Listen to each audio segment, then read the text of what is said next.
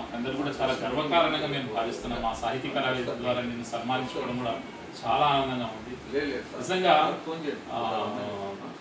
పుత్రోత్సాహం తండ్రికి పుత్రుడు జన్మించినప్పుడే పుట్టదు, జనులా పుత్రుని కనుగొని పోగడగా పుత్రోత్సాహం నాడు పొందుల సుమచదక. ఏ తండ్రికైనా తన కొడుకు గొప్పగా ఎదిగినప్పుడు చాలా ఆనందంగా ఉంటుంది. అది మాటల్లో వ్యక్తం చేయలేనటువంటిది.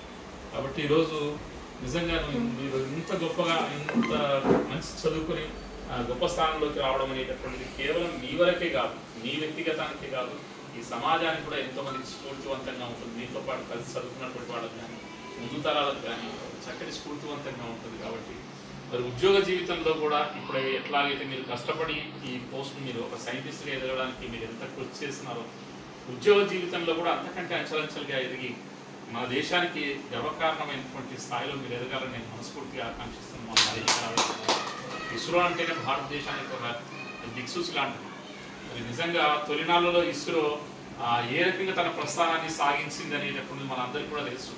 అంతరిక్షంలోకి ఉపగ్రహాలను పంపాలన్నప్పుడు మరి తన ప్రస్థానాన్ని బుడి అడుగులతో స్టార్ట్ చేసింది.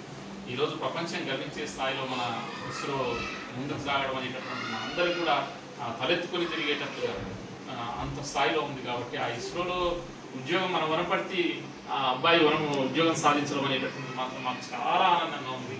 ఆ ఉద్యోగంలో మంచి మీ జాబ్ వరకు కూడా అద్భుతంగా రాణించి అందులో కూడా మంచి స్థానం సంపాదించుకోవాలని మనస్ఫూర్తిగా కోరుకుంటూ మీ భవిష్యత్తు కూడా మంచిగా ఉండాలని మనస్ఫూర్తిగా గణనాథులు ఇప్పుడు గణేష్ నవరాత్రి ఉత్సవాలు, ఈ ఉత్సవాల సందర్భంగా మీ అందరూ కూడా గణనాథులు మంచి ఆయురాగ్యాలను ప్రసాదించాలని మనస్ఫూర్తిగా కోరుకుంటూ మరి సాహితీ కళావేదిక జిల్లా అధ్యక్షులు పెద్దలు గౌరవనీయులు శంకర్ గౌడ్ సార్ గారి కార్యక్రమాన్ని మరి మీకు అభినందనల్ని ఆశీస్సులు అందజేయాలని మనస్ఫూర్తిగా కోరుకుంటున్నాను.